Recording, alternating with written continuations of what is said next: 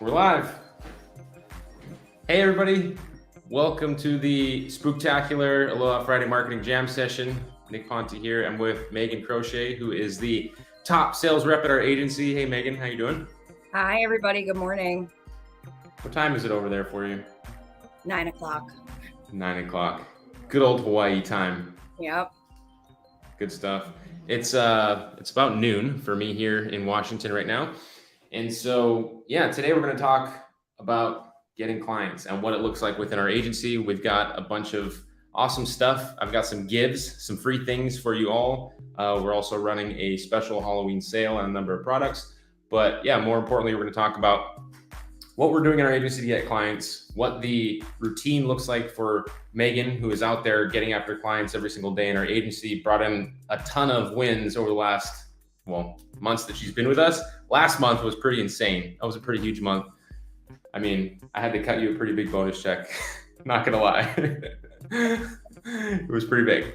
But we're gonna talk more about that. So let me cue the intro. Let me see if I can find it here. Obviously, Tom's not here with us. It's just me and Megan. And we're gonna get into it. So let's do it. It's now time, the moment you've been waiting for. Get ready for the fastest 60 minutes of marketing strategies and tactics to build your remote empire from anywhere in the world. After 167 agonizing hours, they've finally returned. From the sun-soaked Sin City and the sandy shores of Maui, Hawaii, now back for a brand new Aloha Marketing Jam session. It's your hosts, the Offline Sharks and Remote Millionaires, Tom Gaddis and Nick Ponte. Welcome back. It's so funny because I have never really talked with you that much about Remote Millionaires and Offline Sharks. Very, very little, right? Yes. So what do you know about the two? Basically, we're which you shouldn't know much, honestly. No, I really don't. So, it's teaching people how to run their own digital marketing company, essentially. Yeah, exactly. And so, it's funny because, that being said, like we're doing a lot of things together, but really there's just a pretty good step. Let me turn this down. It's a little aggressive. There's quite a bit of separation between the agency side and what we're doing in, internet marketing, information products, things like that. And so I think, a lot of people that are in our community see, other people that do the same, have agencies, or also teach people how to build an agency. And there is no separation. They talk a lot about what they're doing, and the numbers and the things that they use are usually, they're not really about the agency. They're about like selling products. And so it's important for me to have that big separation, which is one of the reasons why you and I have never really talked too much about this stuff. Occasionally we have very little, but most of the people in this community, they kind of know about you. I don't know if you do that. No, I didn't. You're kind of famous. Put a 1 in the chat if you've heard about Megan before. You've seen some of the results that Megan has produced, because over the last 4, I think, how long have you been working with us now? 4 or 5 months now. 4 or 5 months. Yeah. I've been talking about, a number of the things that you've been doing and, sharing with them in the community. So can you see the comments coming in the bottom there? Actually, no, I see. So if you click on the right-hand side, it should say comments somewhere. Oh, there we go. Okay. It was showing the private chat. I see it now. Okay. Yeah. So all those people that put a 1 in the chat, they all know you. Hi, everybody. Hey, everyone. I'm and real. I see Elaine is here, Doran is here, Paul is here, Enrique is here, Jacqueline is here, Bill, a couple of people that you might remember from the actual Remote Millionaires training that we had a little while ago, where we talked about some of the things that you're doing. Elaine says, is she in Hawaii too? So where are you at? Maybe you could tell us a little bit about where you're located and where you usually work from. Yeah, sure. So I'm primarily on Oahu, but I do go over to Maui about once a month. So, but I will take calls remotely, or I will meet people in person. Nice. Nice. And so, where did you first start your journey with the digital marketing thing? Because I think a lot of people, they want to either hire a salesperson to sell their digital marketing products, or they want to do digital, or they want to sell more of their own products and services. So, I think it's important to kind of share some of the journey that you might have had that have, I know you didn't start out selling digital marketing, but you later transitioned into selling digital marketing. So maybe you could sort of speak to that a little bit. Yeah, sure. So I started, I've been doing sales for a while. So I actually worked for Comcast Business Services, gosh, probably about 12 years ago at this point. So I worked with small to medium sized businesses then as well. And then when I moved out to Hawaii, I kind of took like a year off, just got myself acclimated here. And then I worked for a larger digital marketing company for about 6.5 years that got bought out earlier this year. So I've known Nick for a while, just, we would kind of see each other's names throughout the community in Maui. And so when my company was kind of transitioning with the new company, he was he was the first person that I had, reached out to. And I wanted to kind of stay within digital marketing, and they were transitioning into more, software type products. And so that wasn't really what I wanted to do. I just think that, I'm very passionate about the digital marketing world and what it is able to do for businesses. And so here we are now. Yeah. Well, I mean, you kind of glossed over a couple of things there. Number one, I had when Megan's name first came across my desk, it was by way of one client, right? One client said, "Hey, this company reached out to me and they wanted to do some digital marketing with us, but we told them we're working with you." And so somebody said that to me. And then 3 or 4 days later, a different client said that to me about the same company, no names yet. And then, I don't know, maybe a few weeks or another month went by, but periodically I would get this kind of like feedback of some amazing prospecting going on, of people, reaching out, trying to get more clients. And then one day I went to a bike shop, client of ours, and I went to go rent a mountain bike. And I was in there in person, and he was like, "Hey, this woman came in. She came in. You came in." I think that's what really caught his attention. And came in and, discussed a little, or asked him about his marketing. And then he said that he worked with me, and then he gave me your card. And so, I had thought that was really interesting. And I was like, okay, I got to figure out who this is. And so I knew you were a competitor, and I've told a story before. I knew you were a competitor, and Jacqueline saying Nick poached Megan. I don't think I did, actually. I don't think I did. I was, No, no, right? I didn't. no, No, I don't think so. What happened was, I reached out because I was curious about, what she was doing. Obviously we were competitors at the time, but, for those of you that, may see somebody, in the same space as you as a competitor, I don't know, you might not want to look at it that way. Just like when I get on the phone with support from like a hosting company, I try to ask them all kinds of questions about things that I don't know about, right? Like, if I'm migrating a website and running into issues, I ask those support people for all kinds of questions. It's just good information. So, originally I reached out to Megan kind of selfishly, just to figure out like what she was up to, what the business was about that I was maybe potentially competing up against. And so I sent her an email and I said, "Hey, let's get together for a coffee." And she happened to be on Maui. And so we did. And I remember thinking like, obviously she's working somewhere else. So this kind of goes to what Jacqueline said about poaching her.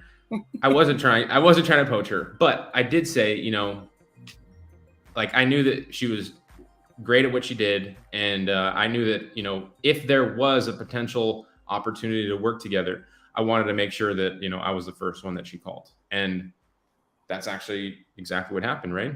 It is. Yes, that's exactly what happened. So, and I really appreciated that, his approach to it. And I was curious as well, because I had also been hearing Nick's name a lot. And a lot of people that I ran into were like, "Oh, we're working with him and we're very happy with what we're doing." And I would kind of, just back away at that point. So you got a couple. You got a couple. But, a lot of people would come out and say, we've been working with him for a really long time. We're really happy with what he's been doing. So it's kind of learning, to respect him in the industry as well. So when he reached out to me and said, just wanted to kind of see how we could help each other out, there were things that my company didn't offer that I knew he did, such as like the bigger website. So I would pass those along to him as leads over the years as well. And so we just kind of kept in touch. I think it was probably about 3 or 4 years. Yeah. So for those of you that, are thinking about, maybe connecting with somebody that you've met in the past, like it could take time, you never know. And just like when you're prospecting with a business that, will give you a response like, oh, my nephew does our marketing. Do you get that? Do you ever get that? My nephew or my niece, or you do. And so for me, I know and tell me how you feel. My strategy is always like, okay, that's great. But when your nephew like hits a ceiling and he can no longer do what you need, we're the first person that you should call. I always try to set it up in the same way with the clients, or even in recruiting people to work with me. But how do you go about that? I mean, pretty much the exact same thing. You just kind of set it up so that when they are in a position, no matter what it is, that they'll remember, you having spoken with them, and continue to follow up with them, in between as well. Yeah. That's good stuff. And by the way, everybody, if you post your questions in here, because we're going to be talking more about sales and prospecting. Also, I'm going to ask Megan some questions about her routine and how, she sets up her day to bring in deals and calls and all that stuff. So I want you to get a lot of value from that. But if you have questions too related to sales and prospecting and, those types of things, make sure to put them in the chat, and then we will go back and we will get to those too. And then we're going to get into the shout outs, and then we'll probably give away some money. So one thing you said that stuck out is the bigger websites. You've been selling a number of those for us now. What is the highest priced website that you have sold for us in the short 4 months you've been here? So I think the most recent one, but it was a combination of 2 websites, but it was overall like the same project, was 13,000.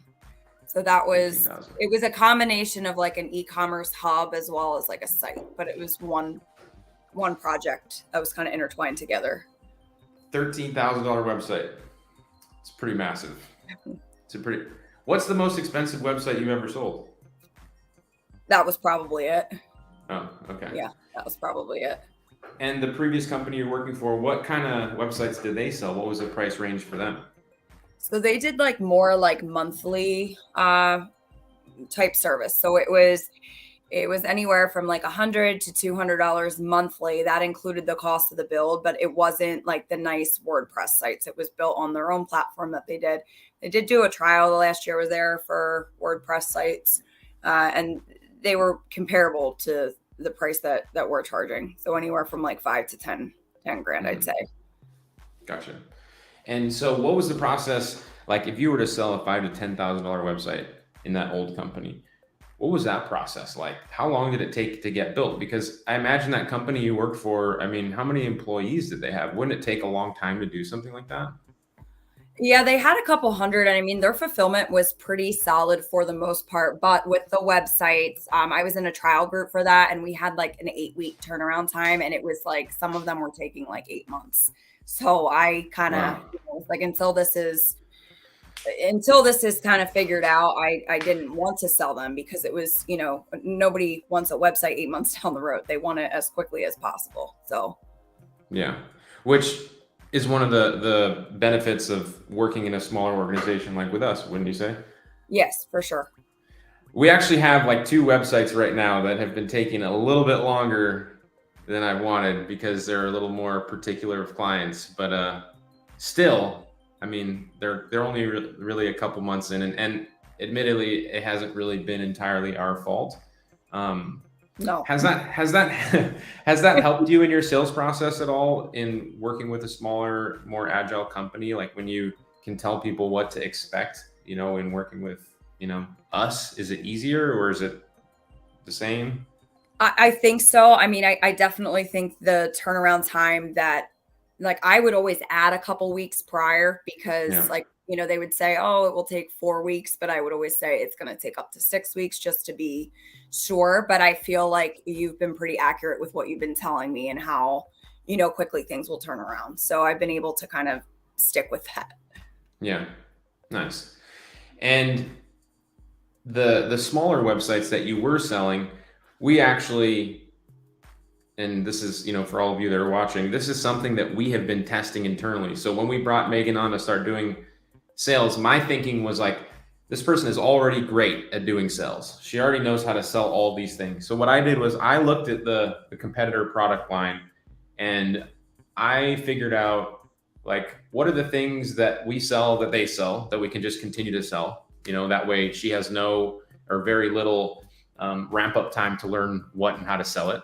And then is there anything that they're selling that they're doing well? Should we add that to our product line? And one of the things that I identified was the smaller websites, the monthly, the ones that we charge monthly for. So I've mentioned this a number of times on the jam session that we are testing monthly website sales and also fulfillment. And I actually think you've sold a couple of those already, right?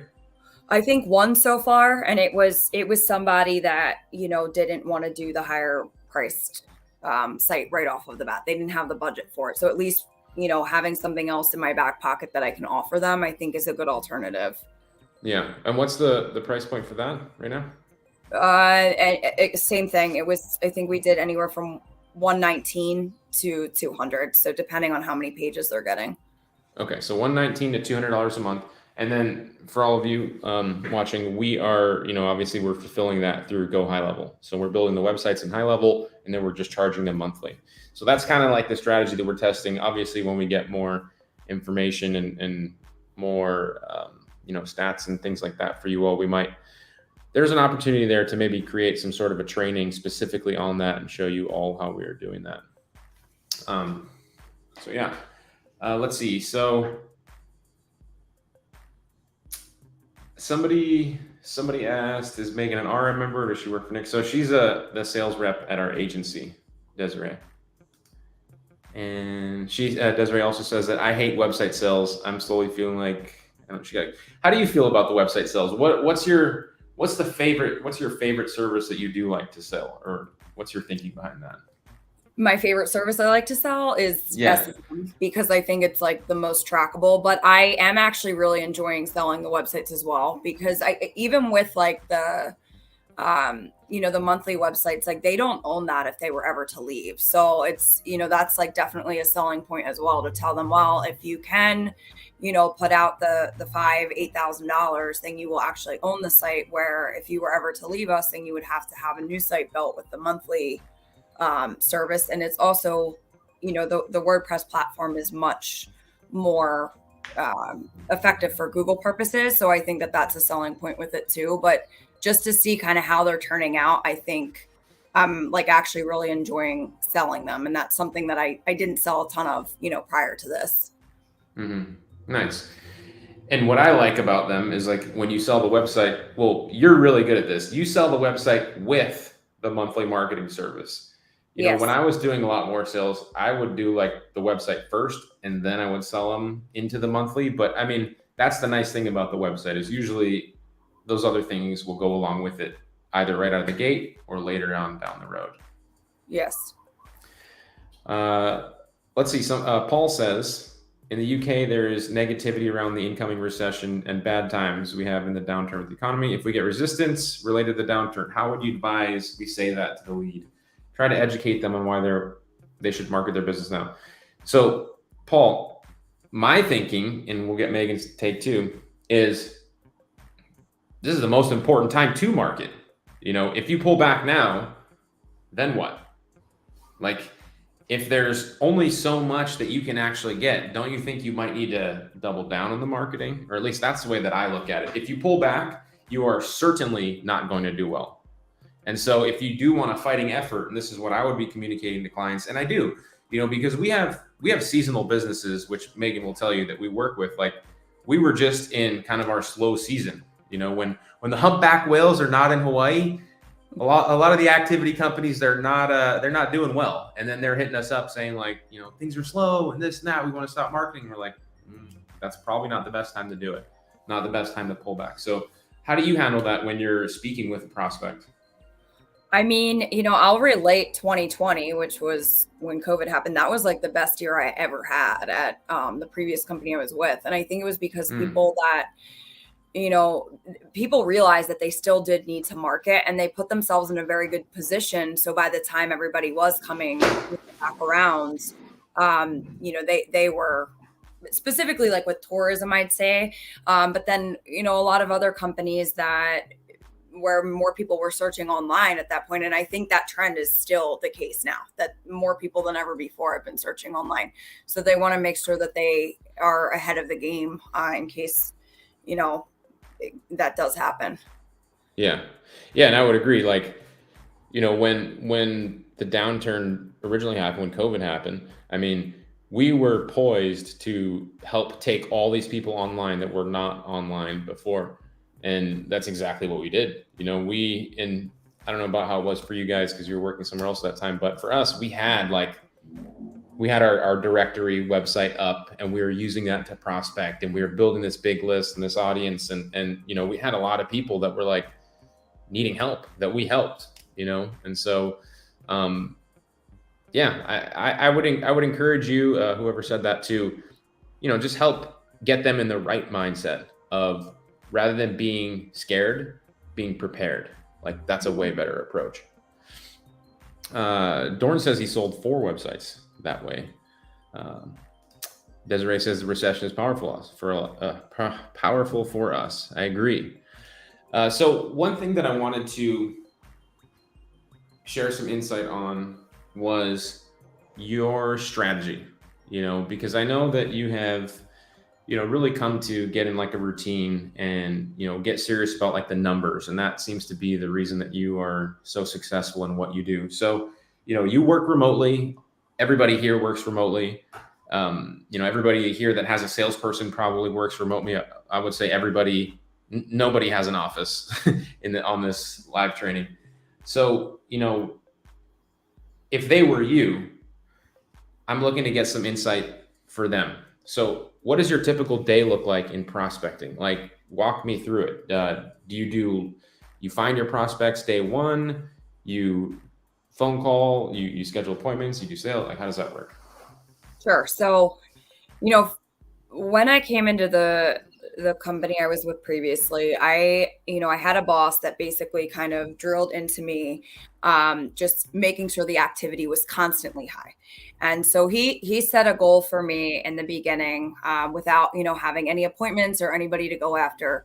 You need to make 50 calls a day, set up 8 to 10 appointments a week, and then get 1 close a week in order to get to your monthly goal. And so, being in an office at the time from 8 to 5, it was actually much easier to double that 50 calls because I wasn't doing anything else. I was trying to get appointments set up. I didn't have anything at that point. So what it has come down to over the years, I've realized, and I was in a management position at one point where I explained to my sales reps, it's whatever formula works for you to get to that number at the end of the month. So if you're not hitting your number, then you need to look back. Okay, well, what did I not do to get there? Was I not making enough calls? Was I not setting up enough appointments? And so if you're making 50 calls a day and you're still not getting there at the end of the month, whatever that goal is, then maybe you need to make 75 calls a day. With those 8 to 10 appointments, you'll usually have like a couple that will cancel. So that's something to take into consideration as well. So then you might have reschedules. And as you're kind of moving down the line, 3 months, 4 months down the road, some of those appointments are also going to be combined with follow-up appointments.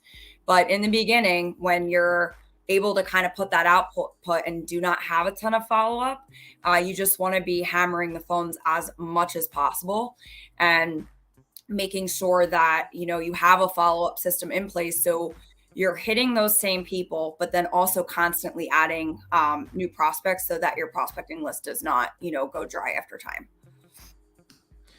Yeah, that's really good stuff. And, the thing that I always point out when we're talking about this to everybody here is that, well, I'll just ask, where do you get your list from? Your list of prospects that you're calling every day, where does that come from? myself. So if I'm driving around and I see a truck, I'll take a picture. I sit in front of my computer. Again, I don't have to do this as frequently as when I started, but in the beginning, I would literally sit down and just type in, construction companies in Maui on Yelp. And then I would just add 30 businesses for that industry onto my list. And then I'd move on to the next industry. And I would just put the business name and phone number. And whenever I was ready, I would call it. I wouldn't do a ton of research, but I would just add it to my list. And I would do that consistently every morning, usually from like 8 to 8:30, just because I think that's kind of early to call people. People are just kind of getting settled into their day. So that would be my time to prospect. And then I would just continuously add them on there. I have some on my list now that I've never touched, and I'll get to them eventually, but it's just a matter of when I get to them on the list, but they're still there. So I'm always going to have new prospects to hit. Which is just baffling to me and probably everybody on this call. Megan does not use any tool. Like, I've tried to give her tools to do list building. She builds all of her own lists herself by way of exactly what she just said. And I mean, you actually have kind of like a master list that you've just collectively put together, and you continue to add and whatever, cross people off. And so that's still how you operate, right?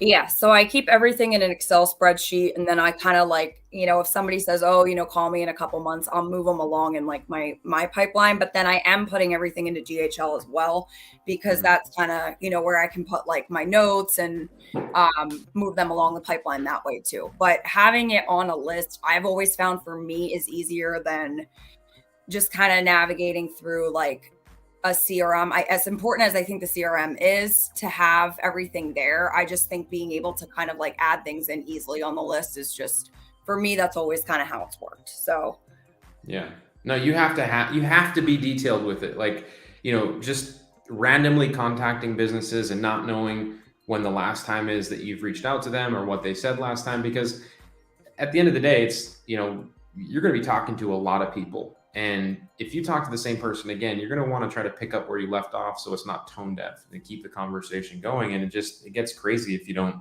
keep track of it in some way. And so, yeah, if you're not doing that, you should definitely do that.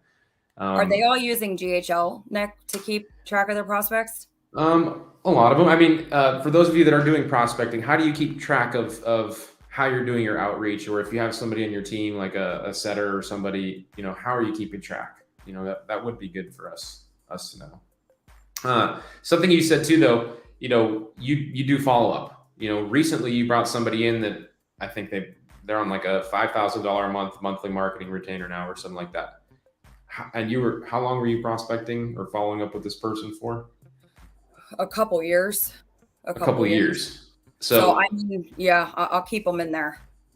So a couple years, everybody. A lot of times, and we'll get into what Megan says on her calls, but I want you to think about that. A lot of people get discouraged. They make their initial call, they make 50 calls and they don't have a sale, and they get discouraged, they get upset, they get frustrated. And you were prospecting this, was that the pest control company? Yeah. For a couple of years before they came in. But then when they finally came in, that was like a $5,000 a month retainer, right? Yeah, and they have another business, and that wasn't even for the SEO services, because they're getting a website built out. So that was for just Google Ads for now, but they will be adding on additional services too. So, keep that in mind, everybody. Is it worth it? Is it worth it to like really keep those good notes, keep the follow-up going? And, when I was doing all the sales myself, I would definitely do that. Like, so don't drop the ball, as they like to say, right? Don't drop the ball. Keep good notes, keep your follow-up going. Somebody asked, so, what do you say in the calls? Because I know, so you'll build your list, will you just spend like one day building the list and then one day making your initial calls? You kind of have it in stages, or do you make the list and then you make the calls the same day? Yeah, I'll make the calls the same day. So like I'll add the prospects onto my list like in the morning or whenever I'm kind of adding them on, and then I'll still make calls in that same day. Now, a day that maybe I have, like, for example, yesterday I had a lot of appointments, so I didn't really make any cold calls yesterday. But today, when we get off of this call, I don't have a ton of appointments. So, I'll make up for the days I'm not calling. I'll make more calls in the days that I have, more availability and not as much kind of going on. But yeah, so I'll make the calls in the same day as I make the list. And then that will also include follow-up calls. So if I talk to somebody, a month ago and they said, hey, can you give me a call back in a month, or I'm not ready to do this, reach out towards the end of October. In addition to putting that in my notes, so I remember what my conversation was with them, I'll also notate it in my calendar to call them on a specific day. So in combination of making new calls, I also am combining that with my follow-ups as well. Nice. Okay. And so what do you feel like the best times are to call and prospect to businesses and days of the week? I think anytime. And, I've always I just think anytime, because you never know. And like Fridays, people seem a little bit friendlier. I don't know, but I just think really any time of day, like I said, 8 to 8:30. I usually like to start around 9:00, just because I know people are just kind of getting in. But other than that, I really think just anytime until 5. Like I've had some of my best days between 4 to 5 o'clock, whether it's because they're leaving at the end of the day and they're, yeah, sure, I'll do that, or I'll talk to you, whatever it might be. I really just think anytime, because you never know. You never know. Yeah. And so Monday through Friday, do you prospect on the weekend? Sometimes, yeah. I mean, but then I would, and I might add it to my list, and I send out emails sometimes at night if I'm watching my shows. I'll just, send out my emails, and Yeah. I have like a template that I use, so I'll just put the name of the person and send it out. Yeah. Nice.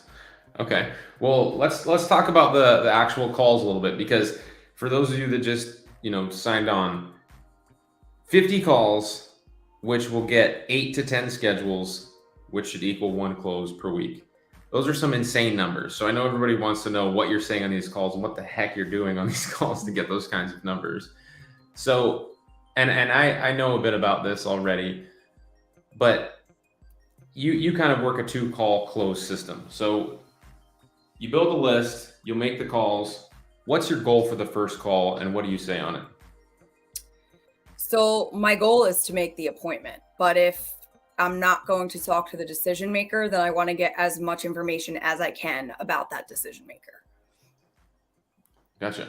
Okay. So walk me through it. You call me and what do you tell them? So I call and I say, hi, my name is Megan. I'm giving you a call from Nick Ponte Marketing. If I'm calling like a Maui business, I'll specifically say like we're located in Kihei, because that resonates with people over there. And then I'll say, I wanted to see if I could speak with whoever handles your online marketing. And then let's just say hypothetically, it is that person. Then I'll ask them just flat out, do you have anybody helping you with that? And they're going to say yes or no. So that's going to, then open up the conversation. If they say yes, oh, okay, well, what exactly are they doing for you? And then if they say no, then that kind of gives you an opening to tell a little bit about what we do and what we offer. I ask for the appointment pretty early on, and then I'll kind of gather information. So I don't do a ton of research before I'm calling, because of a couple of reasons. One, yes, you can find a pain point like while you're kind of calling them, but you don't know if you're going to get to that right person. So if you just spent 10 minutes now researching this prospect and you're not even going to speak to who you need to, that could have been 5 other calls that you could have made in that time. So when they're answering, I might kind of do like a quick Google search and tell them, well, I had a hard time finding you online, or I noticed this about your website. But it becomes, the more you do it, the more routine it becomes. And then once I get the appointment, that's when I'll kind of make sure that it is qualified and worth it for me to meet them in person. Or if I feel like, maybe they don't have the budget right now, then maybe, like, for example, yesterday I met with somebody that had told me they don't have a ton of money to spend right now, but it is something they want to do in a few months. So I knew going into it, it was more of an informational meeting, and I would much rather have that as a call or a Zoom call, as opposed to wasting 2 hours out of my day to go and meet with them until they're ready. Yeah.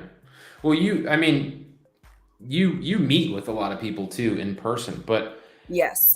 I mean, all of the time you also close sales remotely and over the phone. And Yeah. obviously during COVID, everything you closed was probably remote, right? Pretty So much. do you just see why do you like to go in person?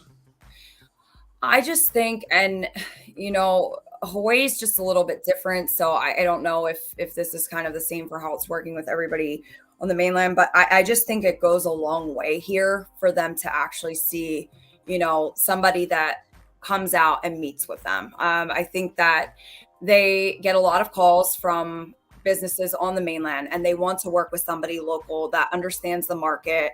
And so I think, over time too, like just saying like, oh, I've worked with this business. Once they kind of know that you've been here for a while, like that might be a little bit different too.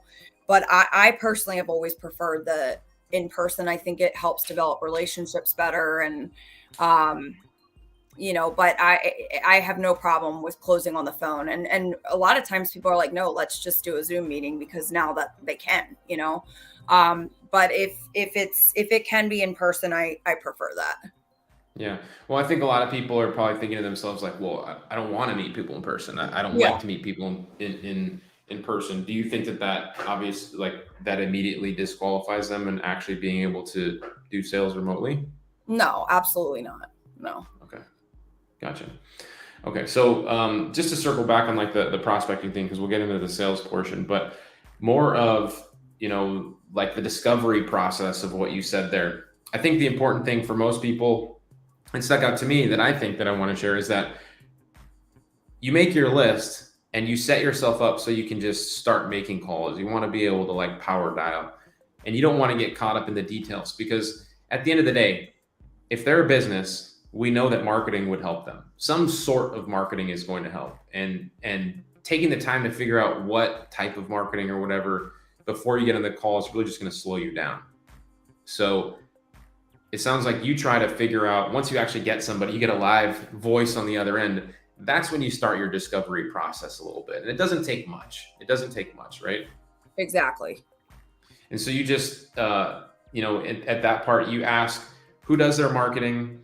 If they say I do it or I make the decisions for it, then you just kind of pique their interest a little bit, letting them know who we are, what we do, and then what is the actual call to action to schedule the appointment to talk further about the sale? What do you say there? So even if they have, somebody that they're currently using, like I'll ask them, well, what exactly are you doing? And then they'll tell me. And then I'll say, well, we do some of those services as well. I'm actually going to be in your area. I might say something like that. And I wanted to see if you might have some time to sit down with me so I can tell you a little bit more about what we offer and to see if we can help you out in addition to what you are already doing. And then from there, they'll say yes or no. A lot of times they do say, people are pretty open to that. If you're just kind of, if you use words like, we want to help. I think that kind of, will pique people's interest. And then if I do get the appointment, then I will say, do you have a minute for me to ask you a couple of questions for me to better prepare for the meeting? And that's when I'll kind of go into my discovery. What are you doing? I'll try and get a budget out of them. Is there anybody else that needs to be in the meeting with us today or whenever it's scheduled? And just that opens up the conversation. If they say, well, I'm advertising on Yelp. Oh, okay, well, how much are you spending monthly? So it's just, you can piggyback questions off of their responses.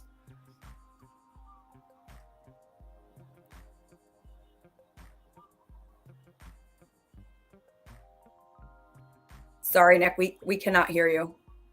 Oops, thanks. So you make the call, you get to the decision maker or whoever can talk about their marketing. You pique their interest in what we do. You schedule a call to talk a little further about what we're doing, or you will meet them in person. And so in between those two meetings, do you do more research or what happens there?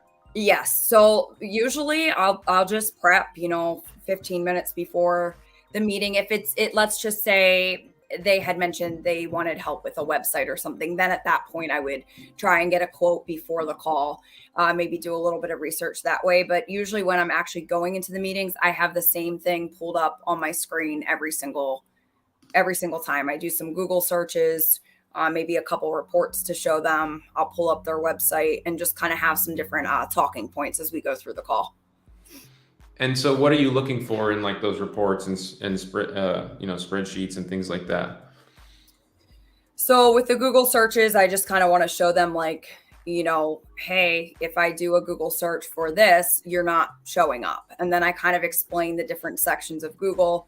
And I spend about a solid 10 minutes explaining how Google works and how the different sections of Google works. So by the time I get into the products, now they're like, oh, I need that because she said this and because Google's looking for that.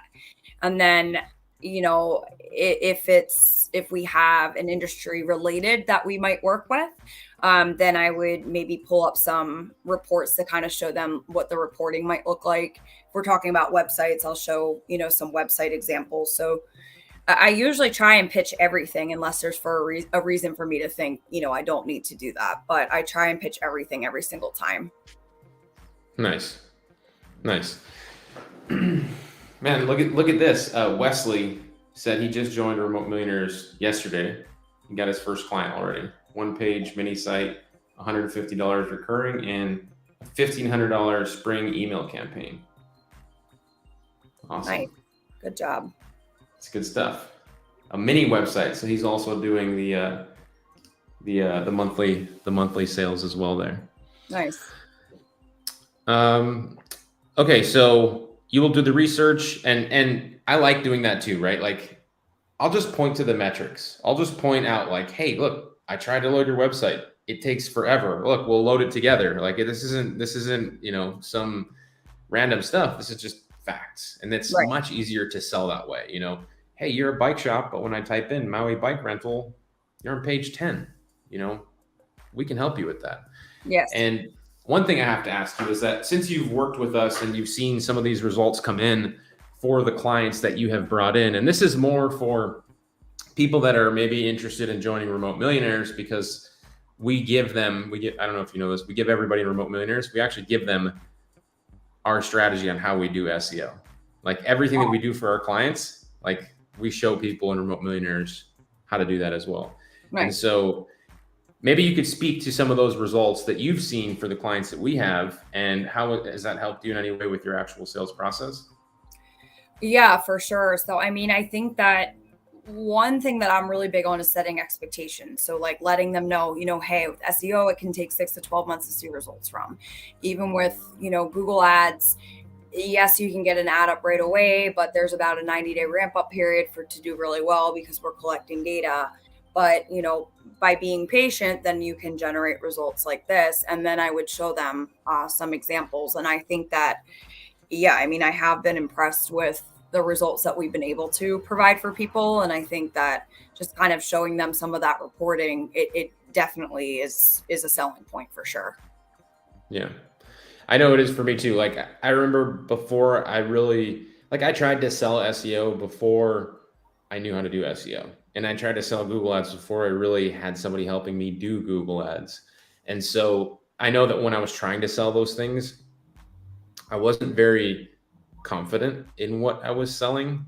And maybe some of you can relate to that. And I do talk about that quite a bit. But once I knew like, oh, if we bring somebody in and we do these things that we do for everybody else, and we know that they're going to get results, it's so much easier to talk about. And I think that helps your conversion rates so much. Don't you think?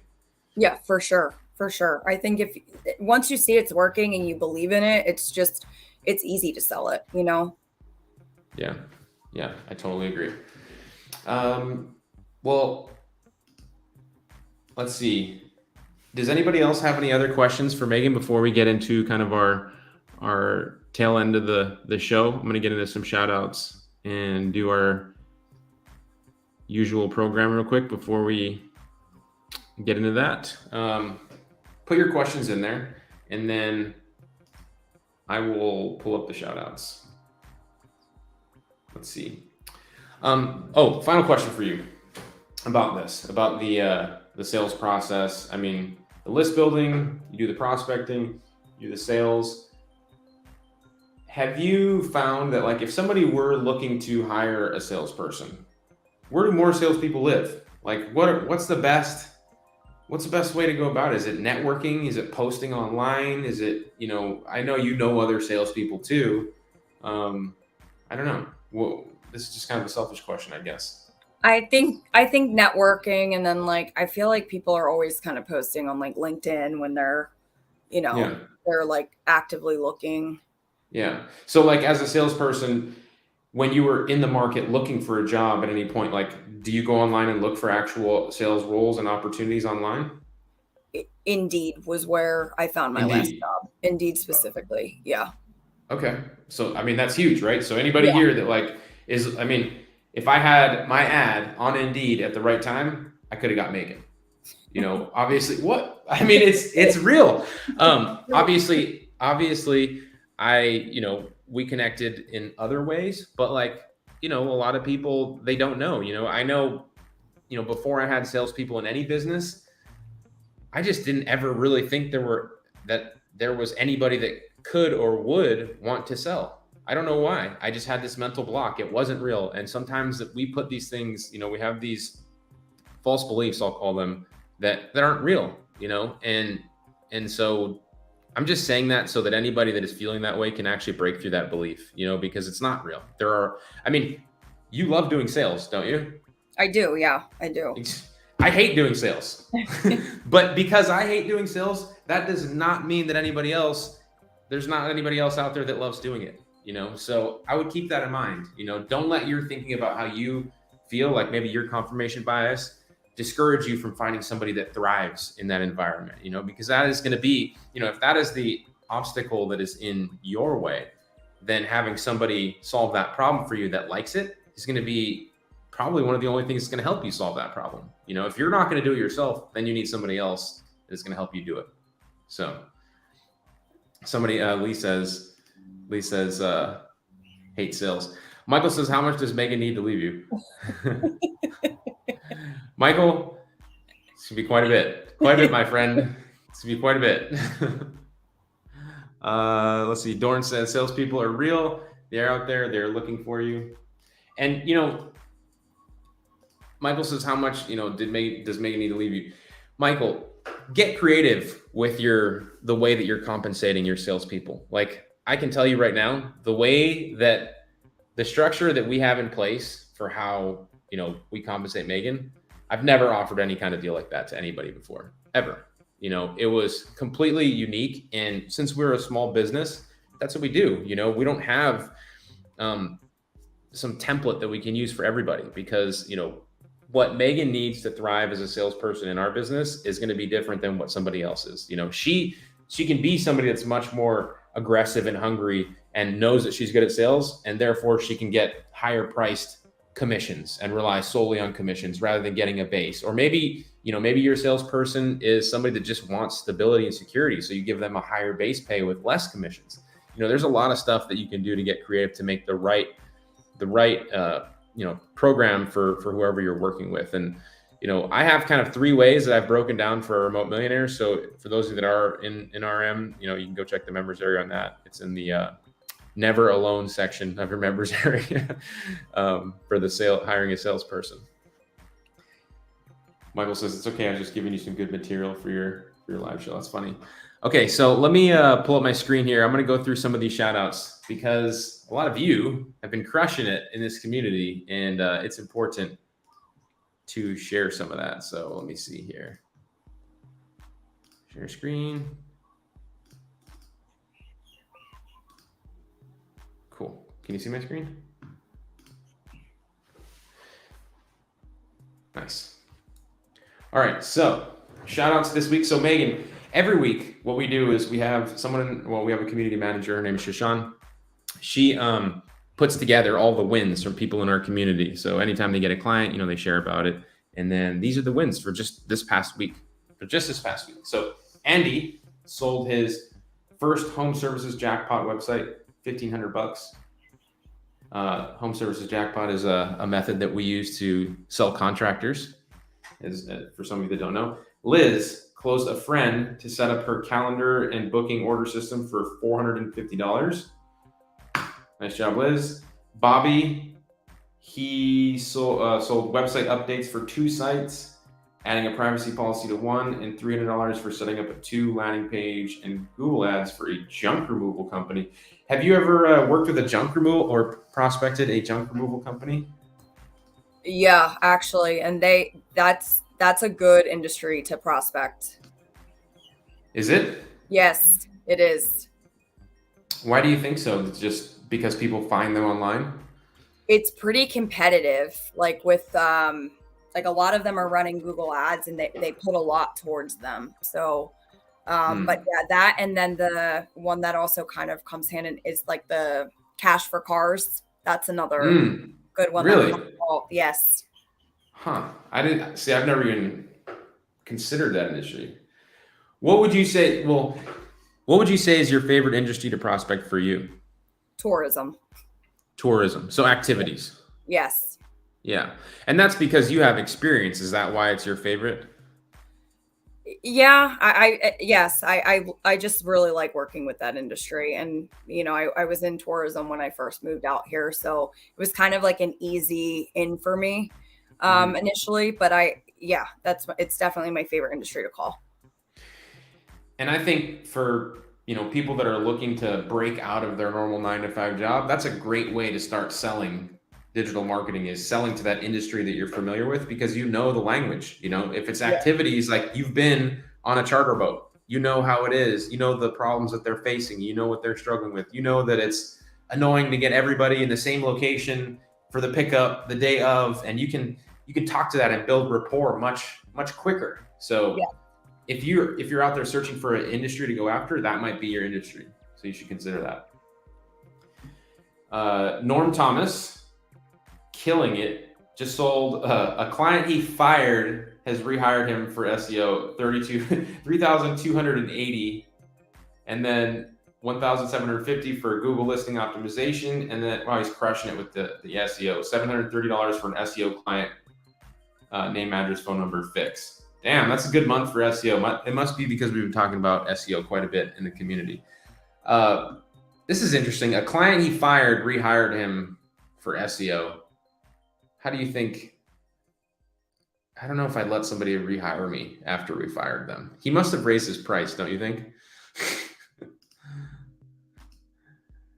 And then JT closed a window tinting business on a new website, $3,000 plus $1,500 a month in maintenance.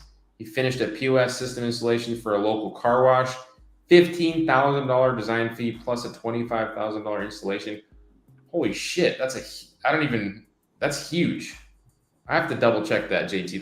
Is JT on this call? That's a pretty massive website. I'm not sure what this installation fee is. If that's part of the design or what. Site cleanup 2,000, new client for reputation management, $295 per month, plus a $250 setup fee.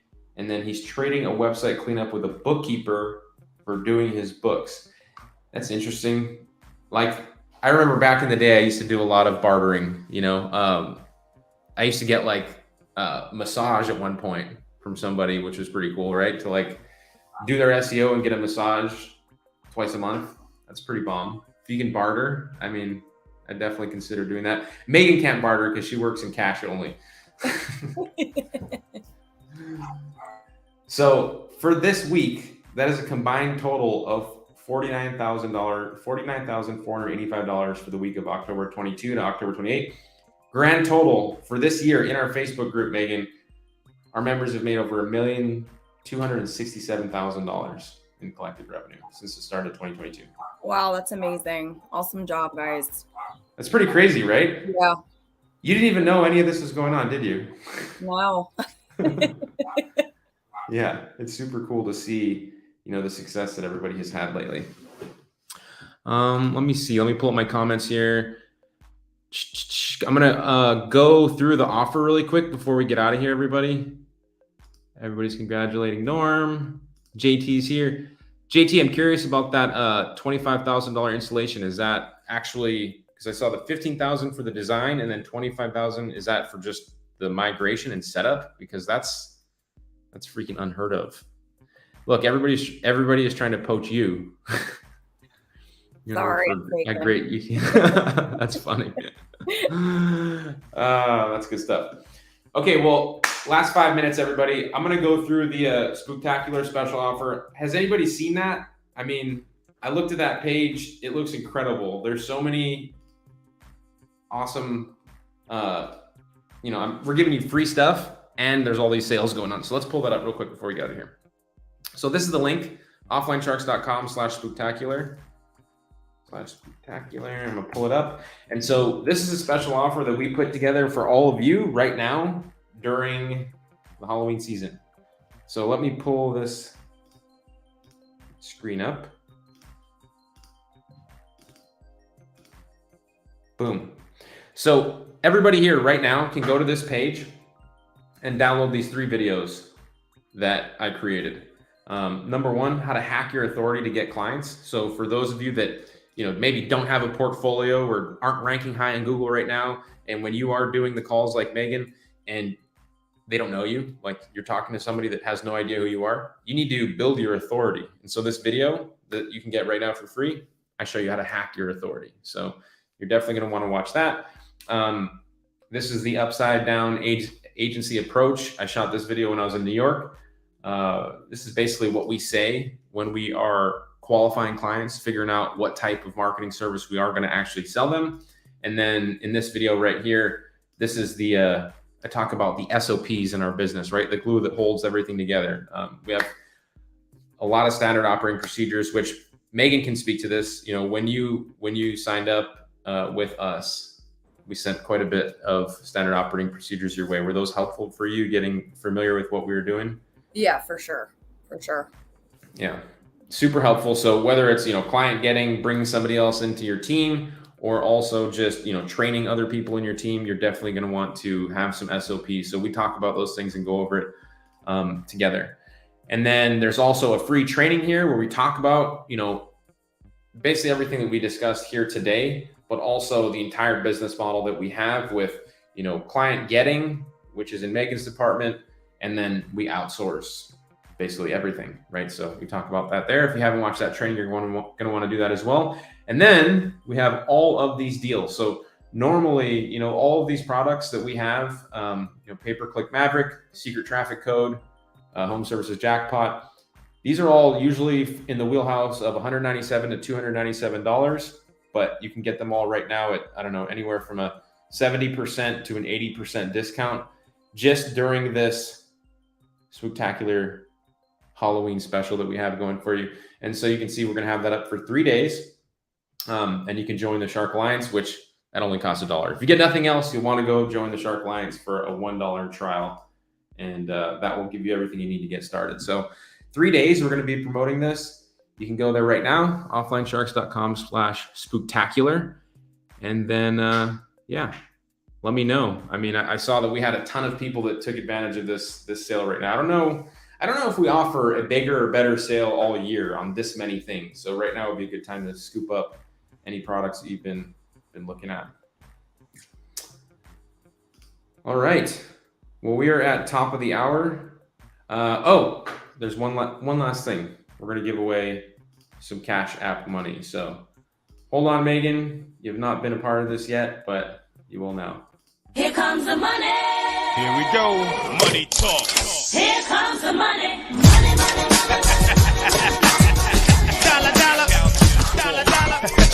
Cheating, bling, bling, got the chatter. You ain't talking money, then you're talking no matter. All right. So our winners for the Cash App giveaway on this stream right now, which we give away to anybody that goes to the shout out post in the Facebook group and congratulates all of the people that got a shout out that week. Our 2 winners that we selected at random are Darla Weaver and Lee Montoya. Congratulations. Our team will be sending you some Cash App money. So if you could keep an eye on your DMs, they'll be reaching out to collect your cash tag, and we'll send that over today. So Megan, thanks so much for joining us. I appreciate you sharing all that info with everybody. I know it's been super helpful. If all of you could give her a big thank you and let her know that you're appreciative for, all the good info that she shared with us, I'd really appreciate it as well. Thank you we for should do it having again. me. Awesome. Thank you guys. Thanks, Nick, All for right. having me. Thanks for coming. So check out the Spooktacular sale, offlinesharks.com/spooktacular, and we will see you next time. Bye, everybody. You've been watching the Aloha Marketing Jam Session, your weekly marketing live show, always bringing you the latest strategies and tactics to build your remote empire from anywhere in the world. Don't forget to like, comment, and share this stream. You can stay up to date throughout the week with the Remote Millionaires Podcast at remotemmillionaires.com/podcast and Nick's YouTube videos at nickponte.com/YouTube. We'll be back here next Friday for another live show. Until then, aloha.